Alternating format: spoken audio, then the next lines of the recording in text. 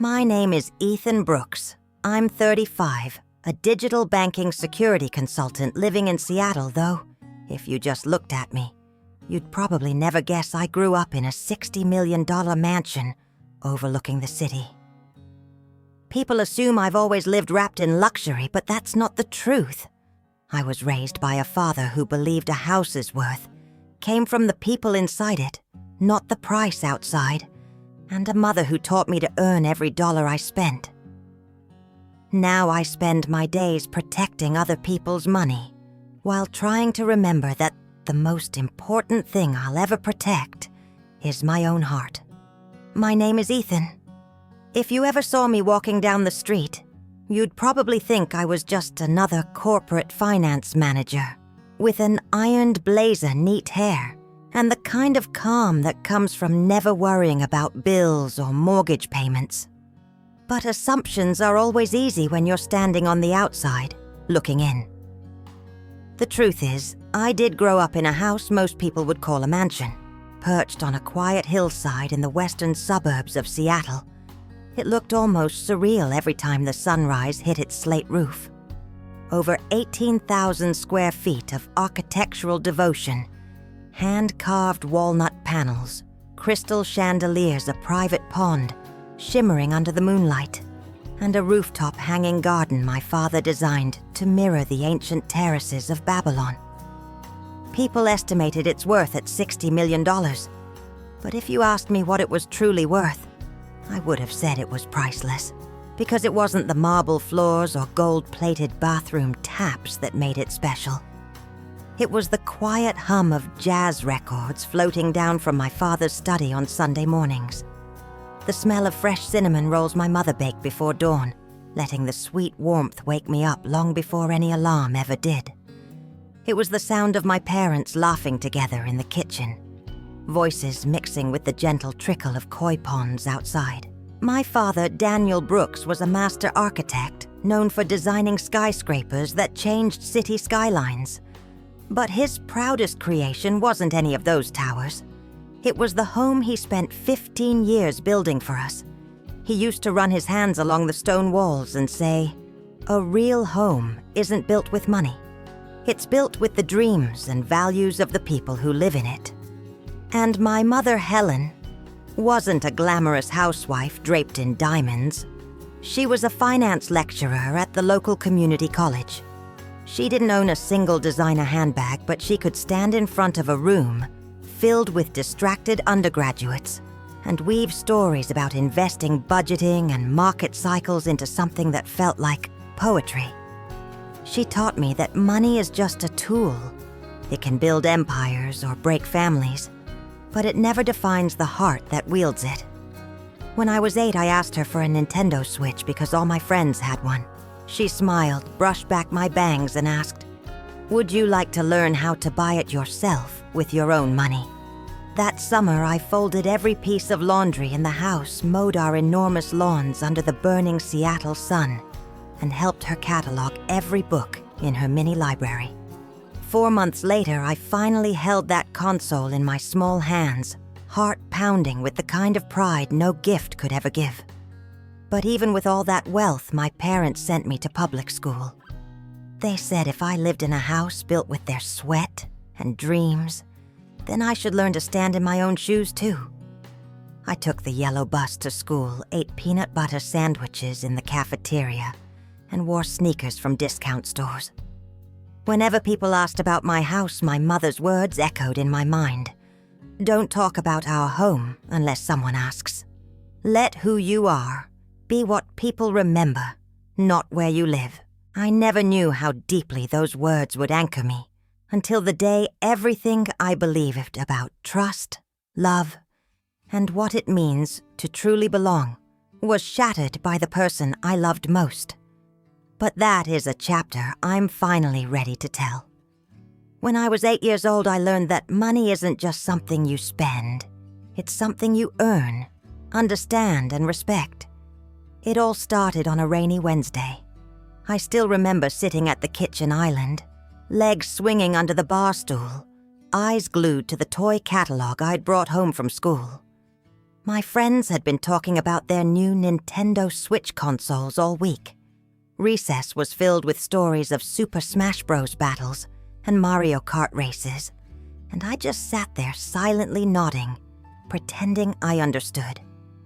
That afternoon after dinner, I gathered every ounce of courage inside me and walked into my parents' study. My mom was grading papers at her desk by the window, while my dad was reviewing architectural drafts on his tablet. "Mom?" I said softly, holding the catalog close to my chest. "Can I have this, please?" She looked up, adjusted her glasses, and smiled. It wasn't a mocking smile, just one of curiosity.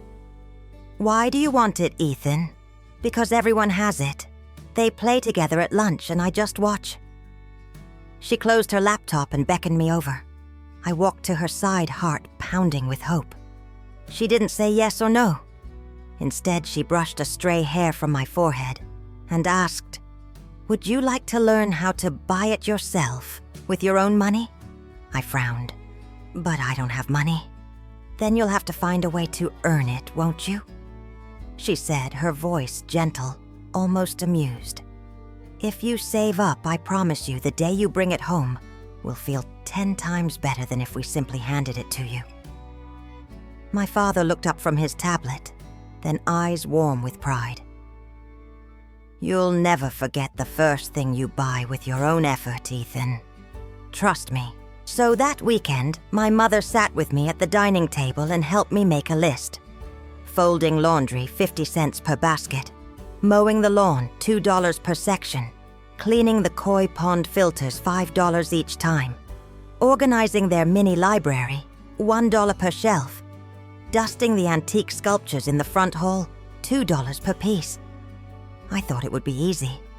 That in a few days I'd be sprinting to the store, console in hand. But reality was slower, more humbling. 4 months passed. 4 months of pushing the heavy lawnmower under the pale morning sun while birds chirped overhead. 4 months of standing on my tiptoes to reach the high shelves in the library, carefully dusting every spine and rearranging them by author. 4 months of crouching by the koi ponds, pulling out soggy filters and scrubbing away algae while dragonflies danced above the water. Each evening after chores, I'd count my coins and small bills, placing them neatly into a metal lunchbox hidden under my bed. Some nights I'd open it just to look at the money, feeling the soft thrill of seeing the pile grow cent by cent, dollar by dollar.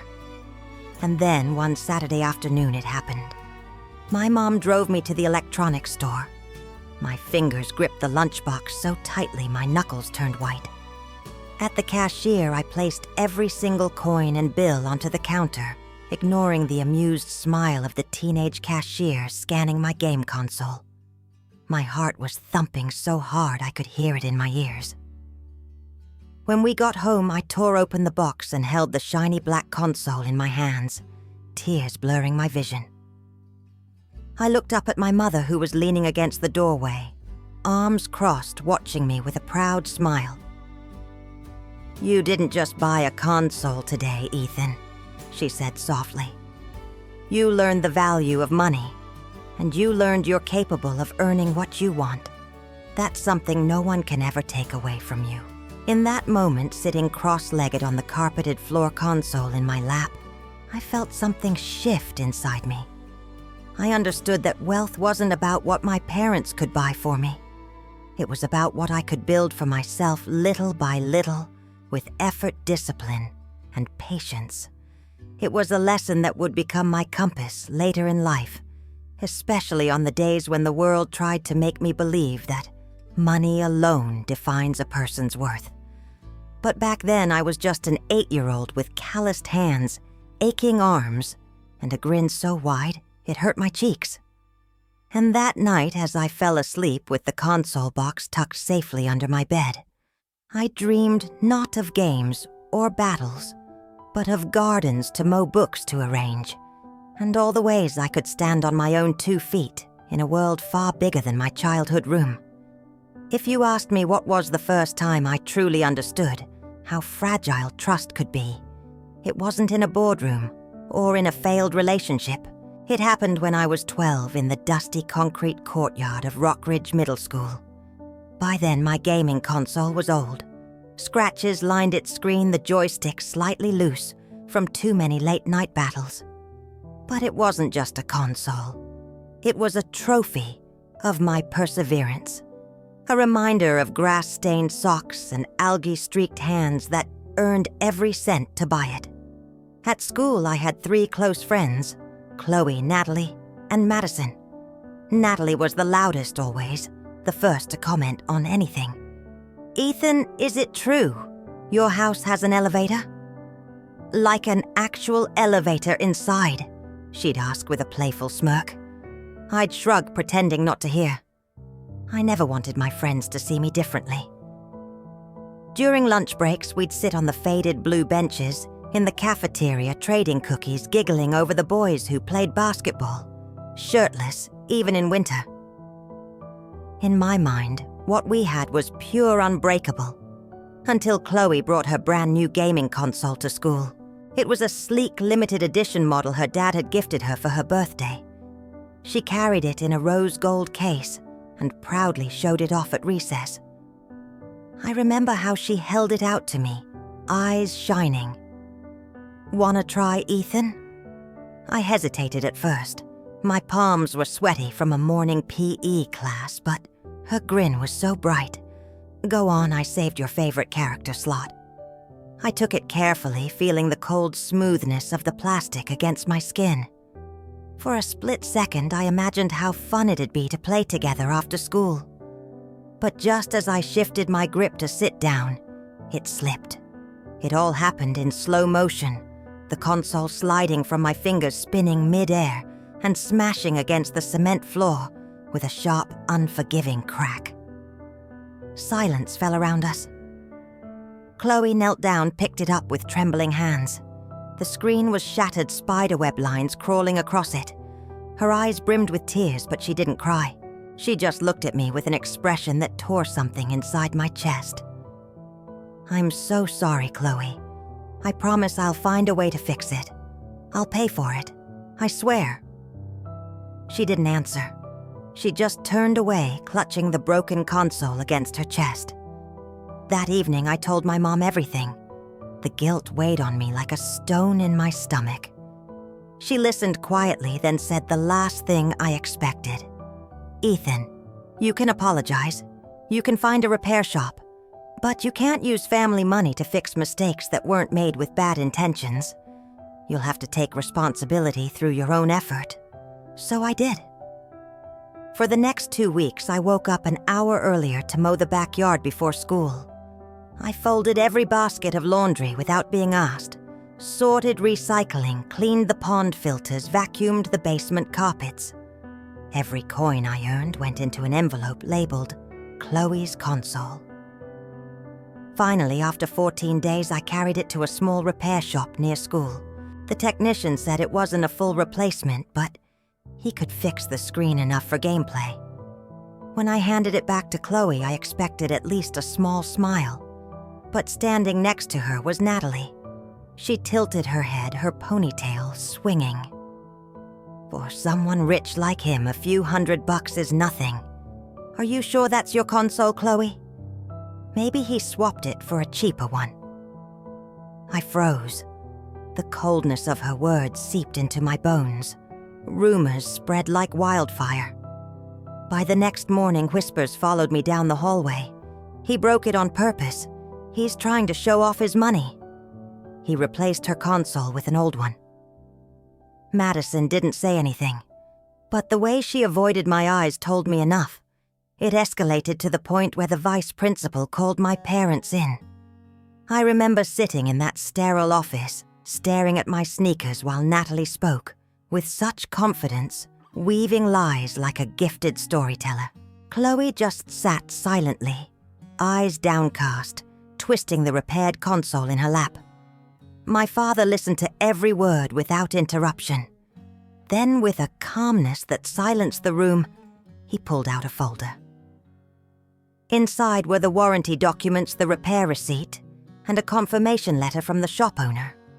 He placed them on the table, looked at the vice principal, and said, "I taught my son that the truth doesn't need to shout. It just needs to stand firm." Natalie and Chloe were reprimanded for spreading false information. I was cleared. But walking out of that office, the victory felt hollow. My father placed a hand on my shoulder and whispered, "Ethan, some people will only see your wallet, never your heart. Don't let them define your worth." That day, something shifted in me. I distanced myself from that group. I stopped volunteering information about my life, my family, my home. When classmates asked if I could buy them lunch or borrow money for bus fare, I learned to smile politely and say no. It wasn't because I was cruel. It was because I understood painfully and completely that trust once fractured leaves behind invisible cracks. No apology can fully seal. And sometimes the most responsible thing you can do isn't to fix what's broken. It's to learn who is worth your efforts and who never saw your heart to begin with. After what happened with Chloe and Natalie, something inside me hardened like a clay pot fired in the kiln, no longer soft enough to shape without leaving cracks. I stopped talking about my house. I stopped inviting friends over. Even though my mother used to say, "A home only feels real when it's shared with good people." But how could I know who was good, who saw me for me, and not for the chandelier-lit rooms or marble staircases I walked each morning? From the outside, my life looked untouched by pain. Every day the yellow school bus picked me up at the base of our driveway, its rusted door squeaking open, while the driver sipped burnt gas station coffee. As the bus curved around the hill, the windows framed our estate like a movie shot. The slate roof glowing under Seattle's gray sun, the maple trees blazing red in autumn, the koi pond catching flecks of morning light. I'd catch kids craning their necks to stare. Sometimes someone would whisper, "That's Ethan's house." I'd keep my eyes down, pretending I didn't hear. At school, I ate peanut butter sandwiches my mom packed every morning. No organic artisan bread or imported almond butter, just plain peanut butter on wheat bread. I wore clearance rack sneakers from Target jeans my mother hemmed herself and t-shirts with fading prints. No one ever suspected that after school I'd walk through doors carved from imported mahogany into a home worth more than some people would earn in 10 lifetimes. But that was how my parents raised me. They never flaunted wealth. My dad drove the same navy blue Subaru for over 12 years. The leather seats were cracked, the dashboard dusty, but he always said, "It still drives just fine. Why waste money on something just for show?" My mother had one purse she carried everywhere, a simple brown leather tote with fading gold zippers. At school pickup, other mums swung designer bags over manicured arms. But my mother just smiled, her eyes crinkling, behind thin-rimmed glasses, unbothered. One Friday afternoon, as I was heading to a friend's birthday party, she stopped me by the front door.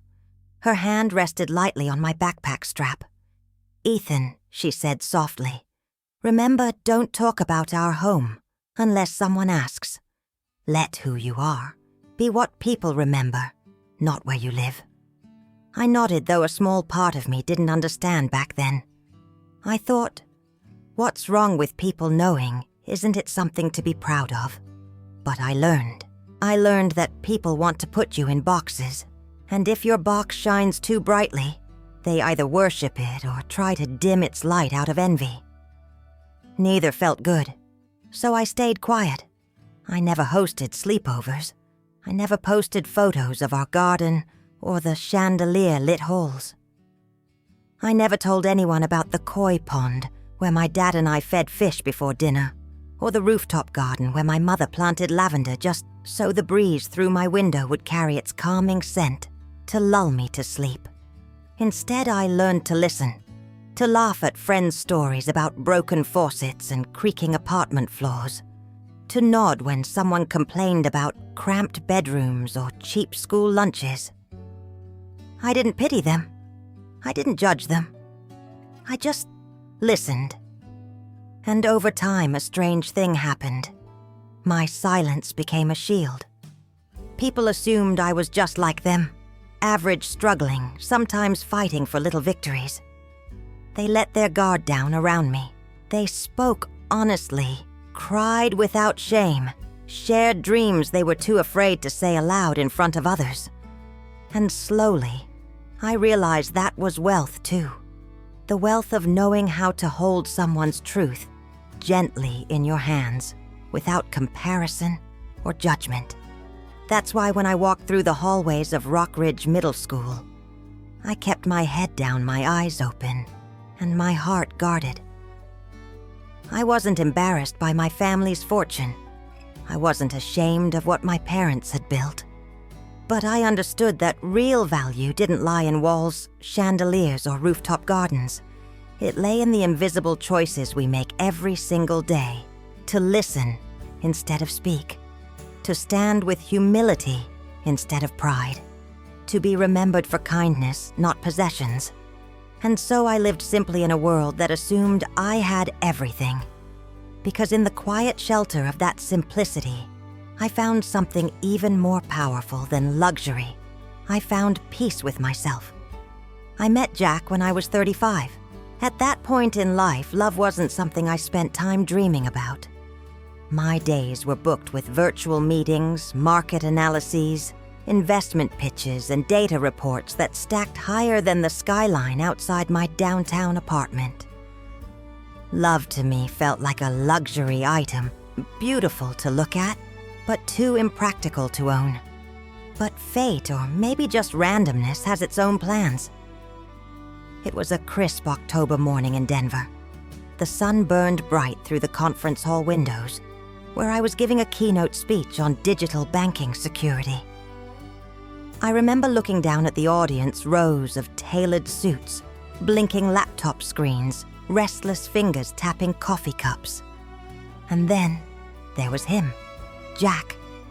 He sat in the third row wearing a simple navy sweater instead of a blazer, leaning forward slightly, eyes clear and focused. When the Q&A session opened, he raised his hand without hesitation. Is there a line between the convenience of technology and the cost of personal privacy? He asked. I paused, momentarily taken aback by his voice. Deep, steady, unhurried. His question wasn't to impress or challenge me. He was genuinely curious. I smiled. That line exists, I said, but it keeps shifting as people choose what comforts they're willing to trade their data for. After the talk, we bumped into each other at the coffee station. He complimented my presentation, then started talking about the caramel roast they were serving. Somehow, within minutes, the conversation flowed from fintech to music, from banking ethics, to our mutual hatred of mint chocolate chip ice cream. By the time I boarded my flight back to Seattle, his name and number were saved on my phone under Jack Denver Seminar. At first, our texts were purely professional. He worked in digital marketing, not wildly successful, but he spoke about his campaigns with a spark that made me smile during my grayest days. Gradually, work texts turned into late-night calls, then weekend coffees and short getaways, just to escape the fluorescent glow of office lights. I remember one evening sitting across from him at a dimly lit Italian restaurant near Pike Place Market. He twirled pasta on his fork, glanced up at me and said, "Aren't you going to ask me about my salary, my savings, my 5-year plan? That's what women like you usually care about." I raised an eyebrow. Women like me. He shrugged, smiling sheepishly. Smart, successful, intimidatingly put together. I laughed softly, swirling the dark red wine in my glass. What if I told you I'd rather know why you still keep your childhood guitar, even though you don't play it anymore? He blinked, stunned silent for a moment, then smiled. I keep it because it reminds me that I once believed anything was possible. That was Jack. Straightforward, cheerful. A little rough around the edges, but refreshingly real. He never asked about my assets, never pressed about my family, and never Googled me. Once I joked, "Aren't you going to look me up online to see if I'm secretly bankrupt or criminally insane?" He just shrugged, dipping a French fry in aioli. "I'd rather learn about you from you." After 2 years of dating, we married in a small ceremony by Lake Tahoe.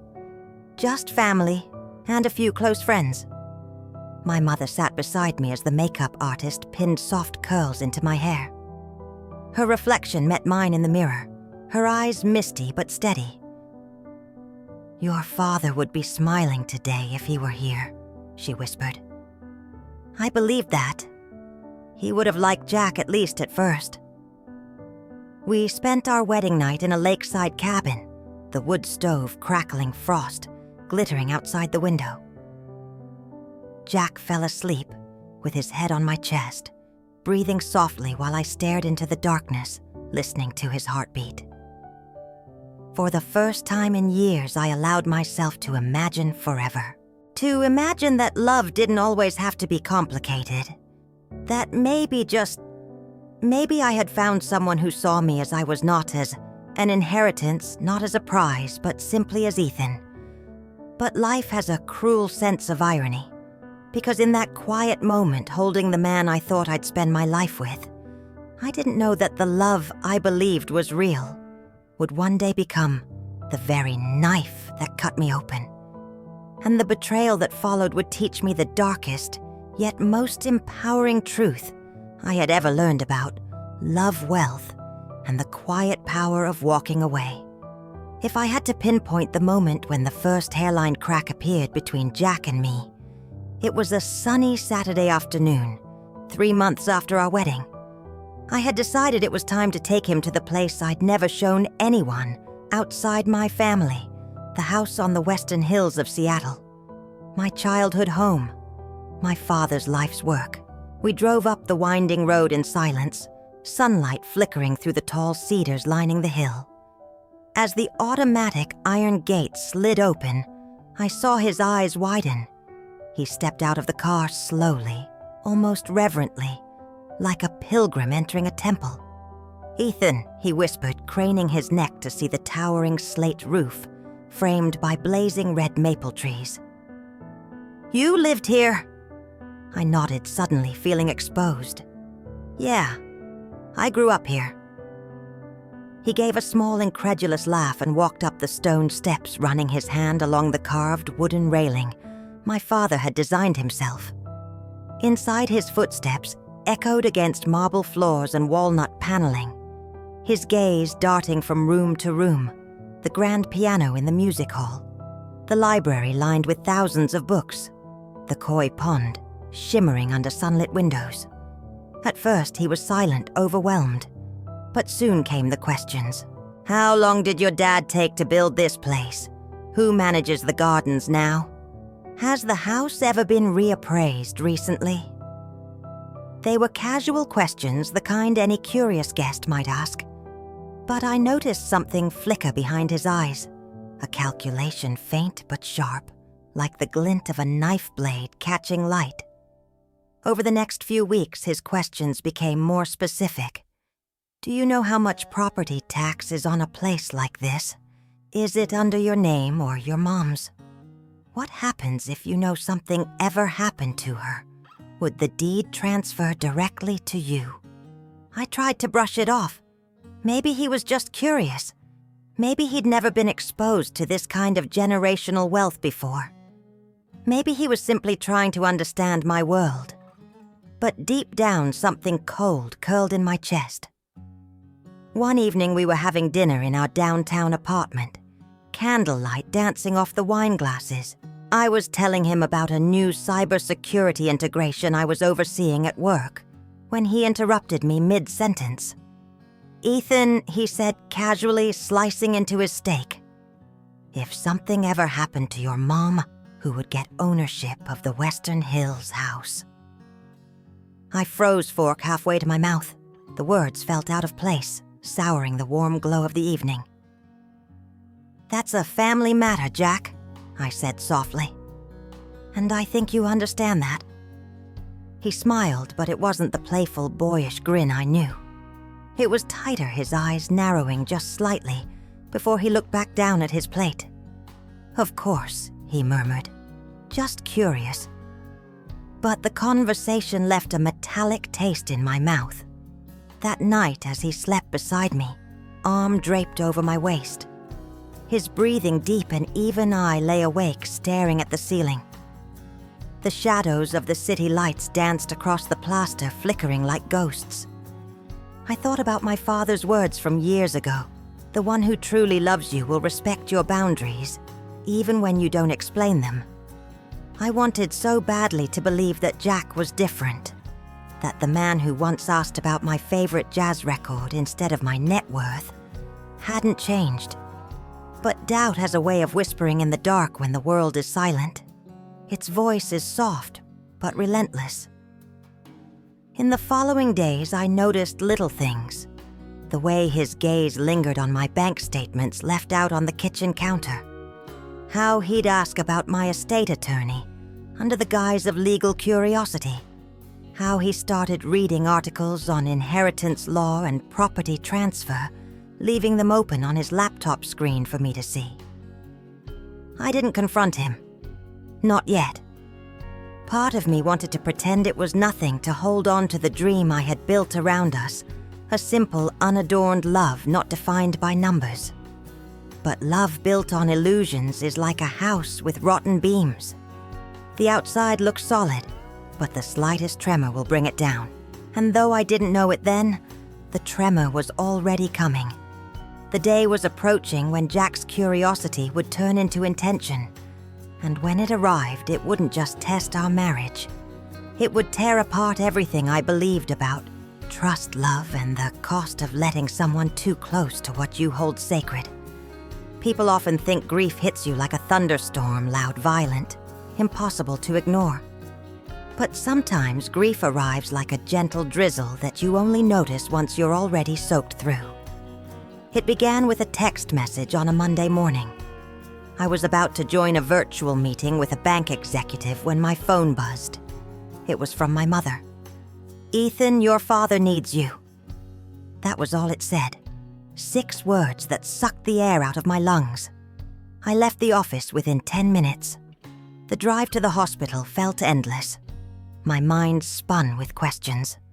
My father had always been healthy. At 68, he still woke up before dawn to walk the garden paths. He designed himself, brewed his coffee strong and black, and spent hours reading in his walnut-paneled study, overlooking Seattle's rolling hills. He was a man carved from granite, steady, unbreakable, immovable. But when I walked into that sterile white room and saw him lying on the bed, thin and pale, under fluorescent lights, reality hit me with a force I couldn't absorb. He smiled when he saw me, his eyes crinkling the way they always did, but their glow was dimmer. My mother sat by his side, fingers intertwined with his. Her eyes were red, but her shoulders remained square, steady, holding up the invisible roof above us all. The doctor's words were a muffled echo in my ears. "Stage 4 pancreatic cancer. Surgery is no longer an option." I don't remember how I reacted. Did I cry? Did I sit frozen? Did I clutch his hand so tightly it hurt him? All I remember was the loud ringing in my head, drowning out every other sound. In the days that followed, I paused all major work commitments. I spent mornings and evenings at the hospital, reading books to him, sharing news from work, playing his favorite jazz records on my phone. Sometimes when the painkillers calmed him enough, he'd smile faintly and whisper, "Tell me about your day, Ethan." Make me feel like I'm still there building something. In those moments, I forgot about the looming darkness outside that hospital room.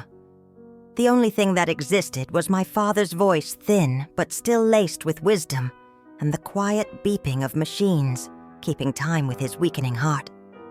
At first, Jack seemed supportive.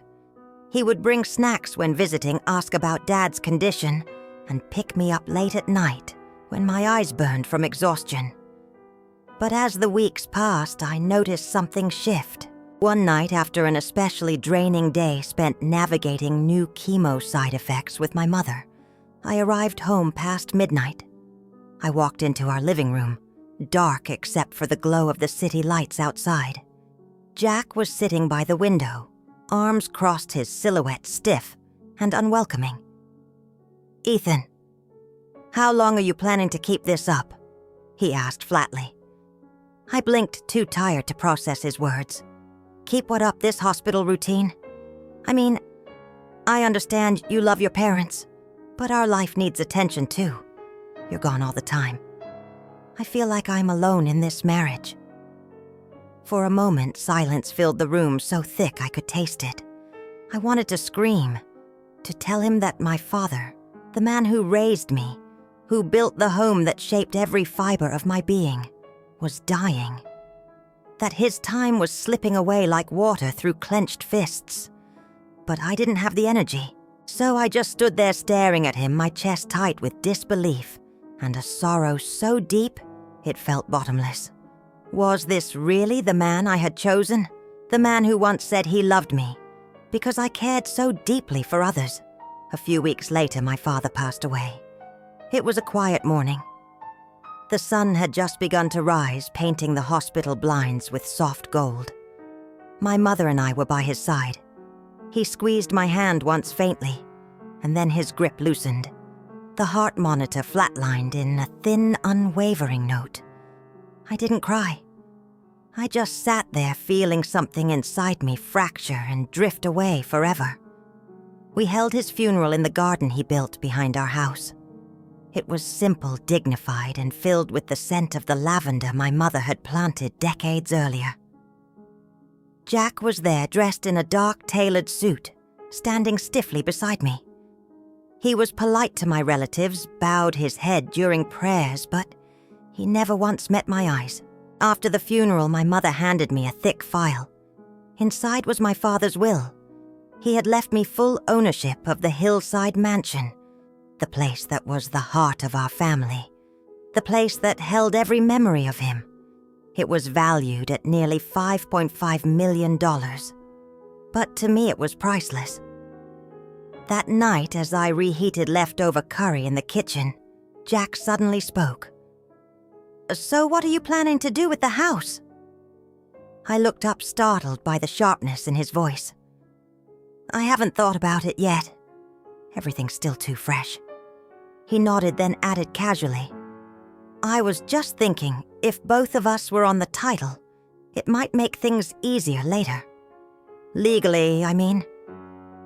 For a moment, the only sound was the quiet hum of the microwave. I felt something cold ripple down my spine. He was looking at my father's legacy not as a home, but as a prize. And in that moment, amidst grief and exhaustion, I realized something terrifying. The man I married was no longer asking out of curiosity. He was planning. And soon I would learn that grief isn't the only thing that can hollow a person from the inside out. If you've ever watched a spider spin its web, you'd notice how delicate each thread looks under morning light. Almost beautiful, almost harmless. But when you're the fly, beauty is the last thing you feel. In the weeks after my father's funeral, Jack's questions became a daily ritual, over morning coffee. "Did your dad set up any special trusts for the house? Or is it just a direct transfer? While folding laundry, have you thought about getting a new appraisal done?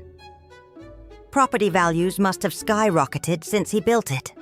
Lying in bed before sleep, who manages the maintenance now that he's gone?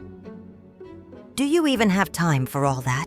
I gave short, neutral answers each time, but with every question I felt the web tightening around me. Then came the evening that shifted everything.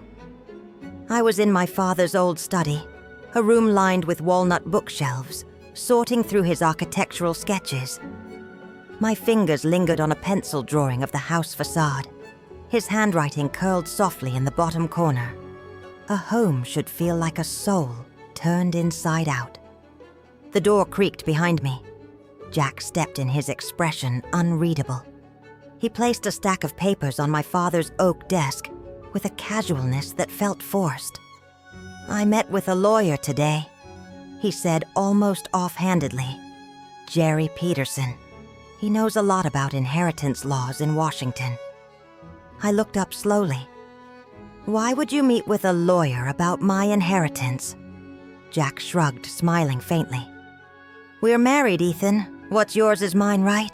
It's just a formality." He suggested co-owning the house to avoid future complications. Something inside me snapped taut. "No," I said, my voice low but unshaking. "That house is a direct inheritance from my father. It belongs to me." His smile didn't fade, but it changed, curving into something colder, sharper. "Well then," he said softly, almost with pity. "I guess you won't be surprised to hear that I already did it." For a moment, the room fell silent. Even the ticking grandfather clock seemed to stop. "You did what I whispered." Jack pulled out his phone, tapped the screen, and turned it towards me. An email glowed in the dim lamplight. It was a scanned copy of a property transfer form, stamped pending review. My name, Ethan Brooks, had been crossed out in bold red ink, replaced with Jackie Nolan. I stared at the screen, feeling my breath catch in my throat. "What the hell is this, Jack?" My voice trembled despite my best efforts to remain calm. He sighed dramatically, rubbing the bridge of his nose. "Jerry said I could process the paperwork as your spouse if I could prove vested interest. And guess what?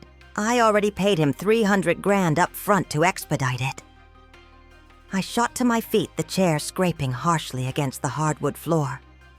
"You tried to transfer a property in my name without my consent." "That's not just betrayal, Jack.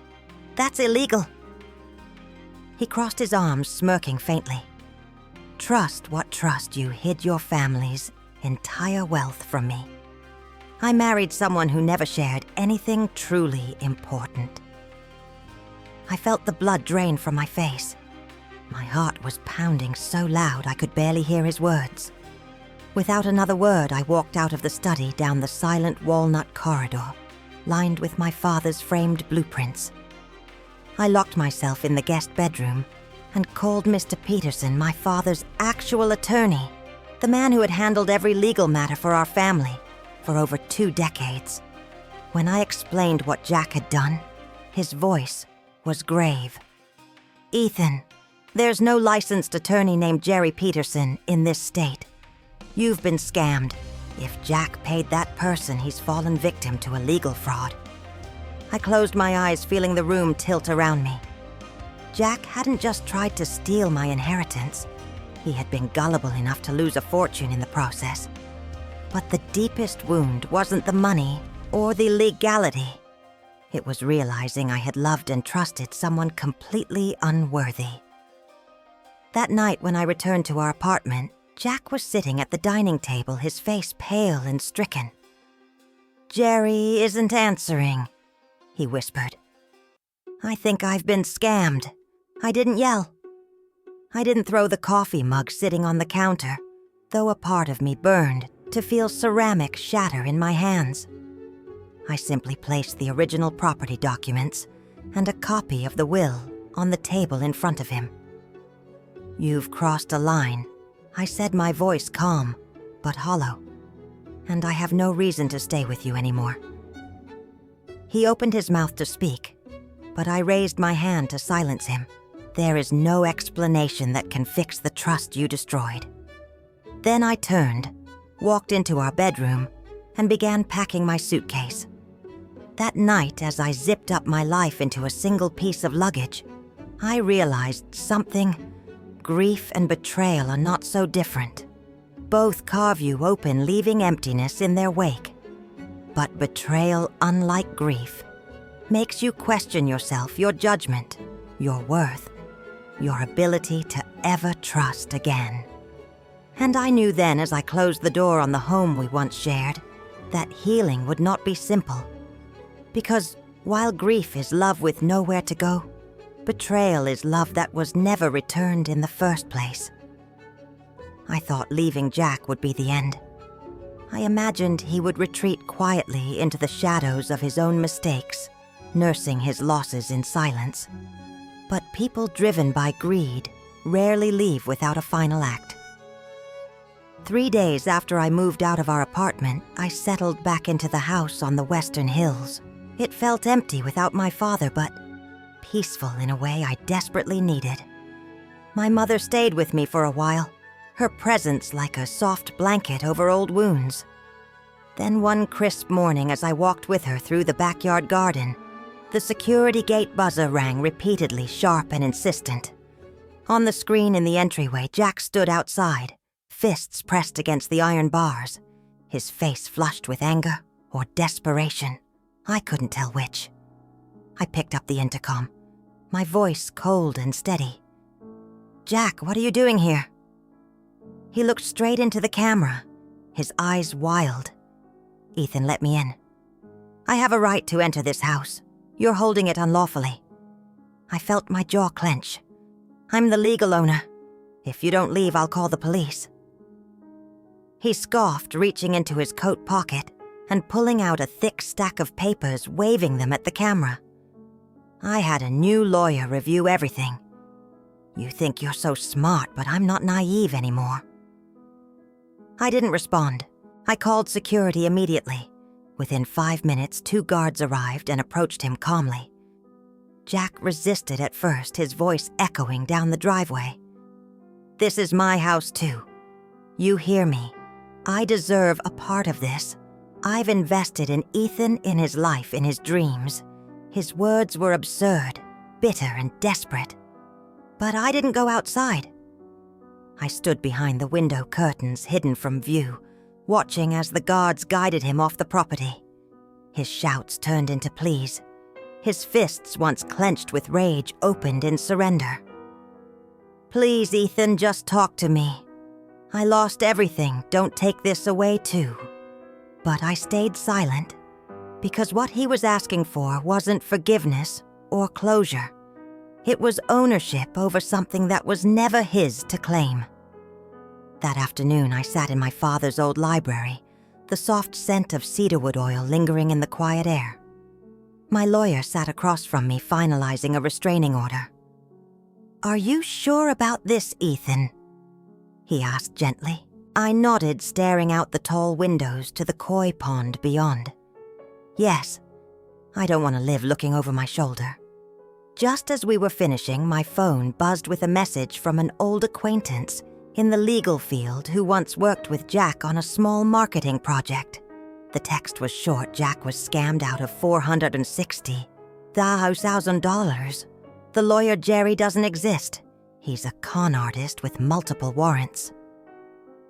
I stared at the words for a long time, my chest tightening with a complicated ache. Part of me felt vindicated. Another part felt nothing at all. That evening when I returned home, the house was silent, except for the distant hum of cicadas in the gardens. I walked through the halls my father once paced at midnight, sketching out structural reinforcements in his head.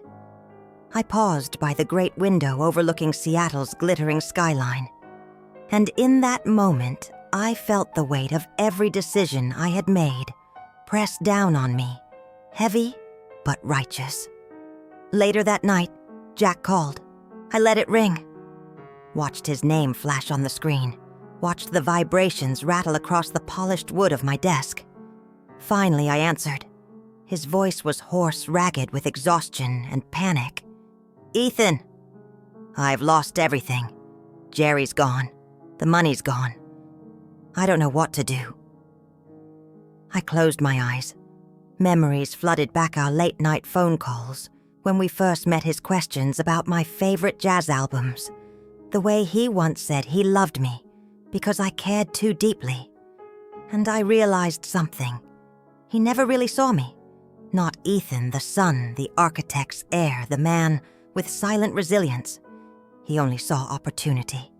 And when opportunity dried up, so did his affection. "I'm sorry, Jack. I said softly. "But there's nothing I can do for you now." He let out a small choked sound, a half laugh, half sob. "You think you're better than me?" "No," I whispered. "I just think I finally understand you." I hung up before he could answer. I placed the phone face down, exhaled, and let the silence swallow me whole. Because sometimes confrontation isn't screaming or slamming doors.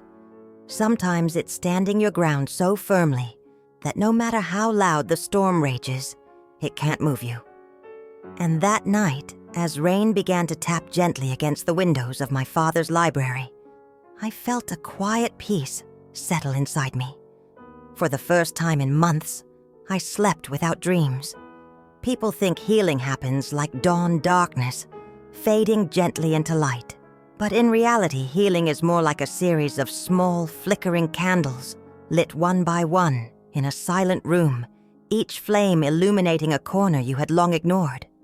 3 days after the final call with Jack, I packed a single suitcase and left our apartment for good.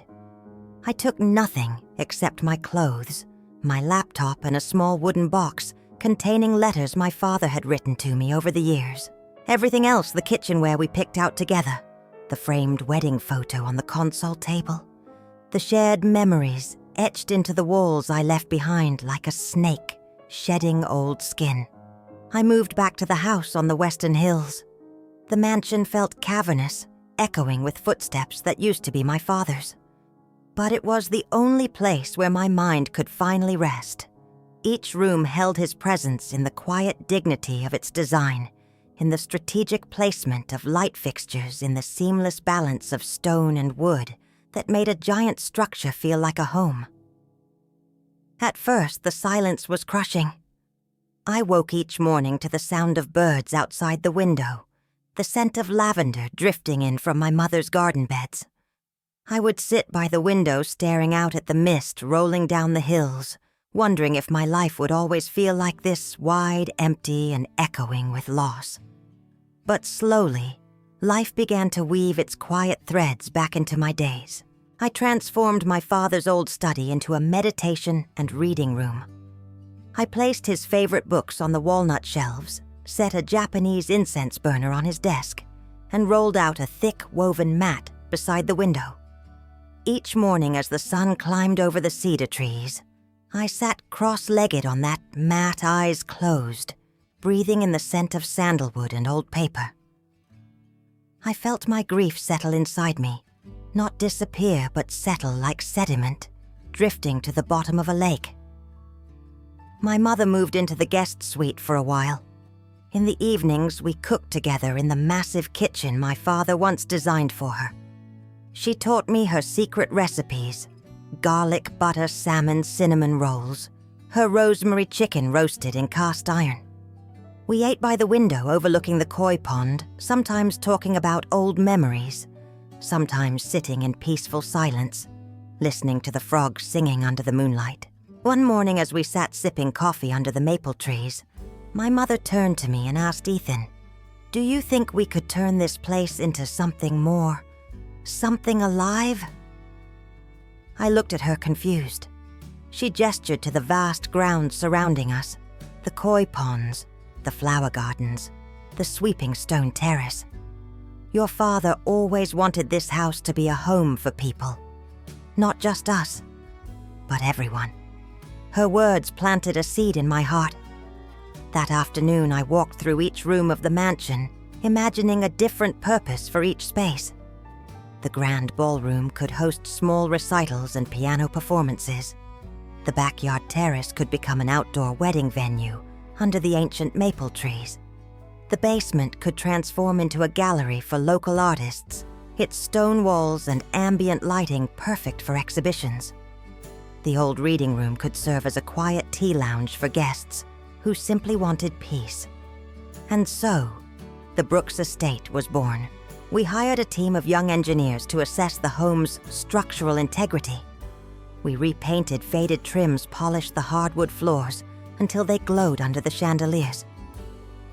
My mother, with her quiet grace, became the event designer, curating floral arrangements and seasonal decor.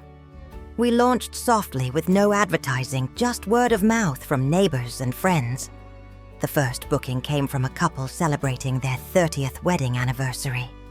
As they danced under the hanging crystal lights of the ballroom, their laughter echoing against the walnut walls. I felt something shift in my chest, a lightness I hadn't felt in years. Soon after, a literature teacher from Portland booked the estate for her wedding. When she left, she whispered to me, tears in her eyes, "You didn't just give us a venue. You gave us a beginning." Each week, as guests came and went, I felt the mansion breathe again.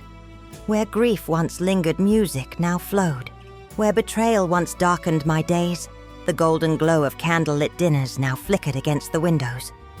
I spent evenings by the Koi Pond Journal, in handwriting reflections not to publish or post, but simply to understand myself again. Because healing isn't about forgetting what hurt you. It's about learning to live with the scar and letting it remind you of your own strength. And in those quiet dawns with the lavender swaying in the garden breeze, I realized I had built a new life, not out of anger or vengeance, but out of a deep, calm choice to keep living beautifully, even when the world had tried to make me ugly. That was the beginning of a new chapter I hadn't even known I was ready to write. It had been months since I last heard his voice. Life at the Brooks estate had settled into a quiet rhythm. Each morning I walked the garden paths with my mother, the scent of fresh lavender brushing against my clothes. Bookings flowed steadily. Small weddings, intimate anniversaries, private piano recitals. The mansion felt alive again, echoing not with grief, but with music, laughter, and promises whispered under maple trees. Then on a crisp autumn morning he returned. I was setting up floral arrangements in the ballroom for an evening engagement party when the security gate buzzer rang. My phone vibrated in my pocket with an alert from the entry camera. I pulled it out and froze. Jack. He stood by the gate hands in his coat pockets, eyes shadowed and weary. He looked thinner than I remembered. His hair was longer, curling slightly at the ends, and his tailored coat hung loosely around his shoulders. For a moment, I just stared at the screen. The past months flickered through my mind, his betrayal, the forged documents, his desperate phone call, after realizing he'd been scammed. I thought I'd buried all feelings for him in the quiet soil of this estate, but as I watched him stand there framed by rustling maple branches, I felt nothing. Not anger, not pity, just emptiness. I pressed the intercom button. "Why are you here, Jack?" He looked up at the camera, his eyes glassy with unshed tears. "Ethan, I needed to see you, please." "About what?" I asked, my voice calm, almost detached. He hesitated, looking down at his shoes before meeting the camera again. "I wanted to say, I'm sorry for everything. For what I did to you. For what I tried to take. I lost everything." I remained silent, the hum of the ballroom heater vibrating softly around me. "I know I don't deserve to be here," he continued, his voice cracking. "But I need you to know I've been going to therapy. I'm working at a small career counseling center in Spokane now. I help people find jobs after bankruptcy or prison, people like me." I closed my eyes for a moment, breathing in the faint scent of chrysanthemums from the bouquet in my hands. "Jack," I said softly, "why are you really here today?" He swallowed hard, blinking back tears. "Because I wanted you to know. I'm not the same man who tried to steal from you. I was angry, insecure, blinded by what I thought I deserved. But you showed me what true integrity looks like. I'm not asking for forgiveness. I just don't want you to hate me." I felt a strange ache in my chest. Not longing, not hope. Just the quiet echo of something that used to be love now, fossilized and distant. "I don't hate you," I replied, my voice barely above a whisper. "But forgiveness and trust aren't the same thing, and forgiveness doesn't mean returning to what was." He nodded, tears slipping down his face, despite his efforts to hold them back. I understand. The wind rustled through the maple trees above him, sending a flurry of red and gold leaves swirling around his feet. For a moment, he looked like a fallen king stripped of crown and arrogance, left only with the remnants of his own choices. "I hope you find peace, Jack," I said quietly. "But that peace won't come from me. It has to come from within you." His shoulders sagged, and he let out a trembling sigh. "Thank you for everything you once gave me, and for ending it when you did." Then he turned and walked away down the gravel path, disappearing beyond the iron gates. I watched him go until the security feed flickered back to idle mode. I stood there for a long time, bouquet clutched against my chest, staring at the empty gate on the screen. The chrysanthemums in my arms felt heavy with memories. My mother walked into the ballroom a few minutes later, humming softly as she adjusted the table settings. She looked at me and paused, sensing the shift in my energy. "Are you all right, Ethan?" she asked gently. I turned to her and smiled faintly. "Yes, Mom. I think I finally am." Because in that moment I realized Jack's return wasn't about reconciliation or reopening old wounds. It was about closure. His apology wasn't a key to unlock old doors, it was a final nail sealing them shut. And as the afternoon sun poured golden light across the polished ballroom floors, I felt something deep inside me loosen, like a knot untied after years of silent tension. I was free. Free from betrayal, free from regret, free to walk forward into a life built not from fear or grief, but from a quiet, steadfast knowing of who I was and what I would never allow anyone to take from me again. After Jack walked out of my life for the final time, the days that followed felt strangely quiet. Not empty, but spacious, like someone had opened every window in a long sealed room, letting fresh air pour in, sweeping away the stale, bitter scent of betrayal. Autumn melted into winter. The maple trees that once burned red and gold stood bare against a pale sky, their branches stretched wide in silent resilience. Each morning I stood on the second-floor balcony, with a steaming cup of coffee, watching dawn break over the hills. The air was sharp and cold, biting at my skin, but it woke me up in a way warmth never could. Life at the Brooks estate continued to bloom. My mother began teaching floral design classes on weekends, her quiet laughter filling the halls as students arranged roses, chrysanthemums, and lavender into gentle masterpieces.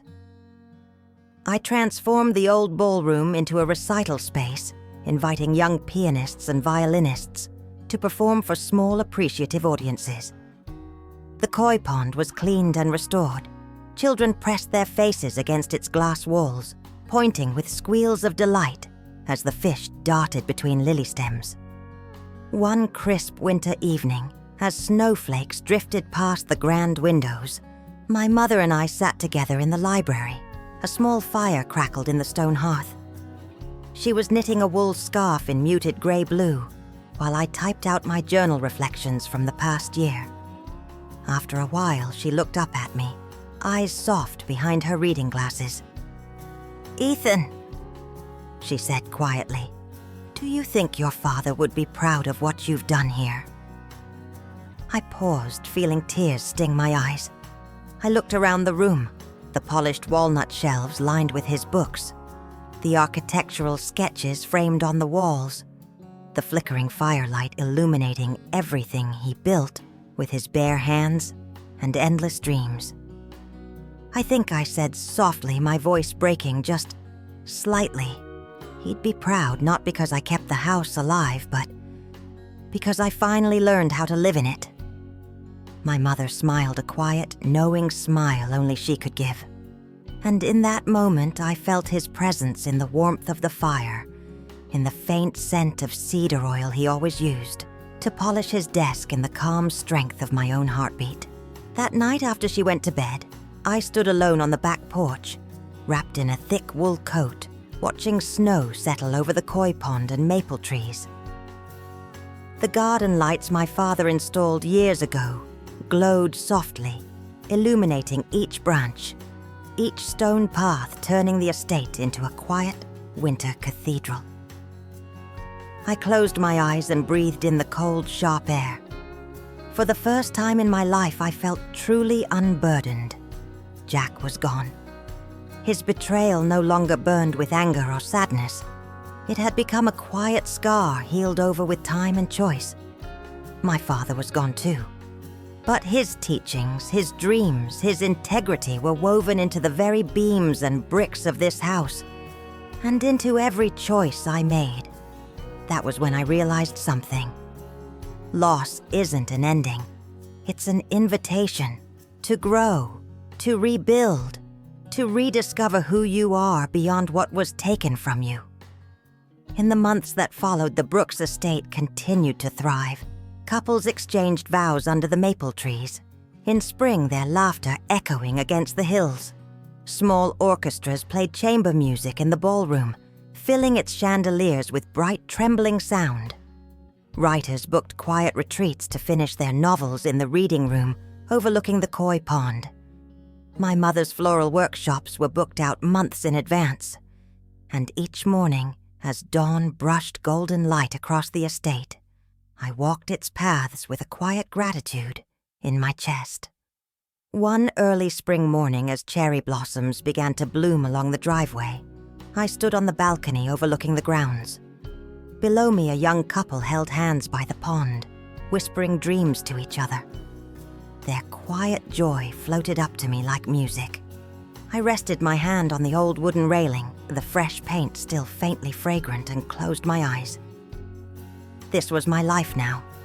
A life not defined by betrayal, wealth, or loss, but by choice. I chose to keep living with grace. I chose to honor my father's legacy with integrity. I chose to forgive not for them, but to free myself.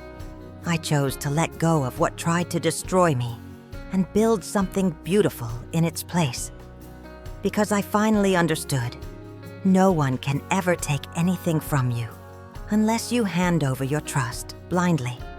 And sometimes the greatest strength lies not in holding on, but in letting go at exactly the right time. As the morning breeze carried the scent of cherry blossoms through the window, I whispered silently to myself, "This is my beginning, and I will write it with my own hands."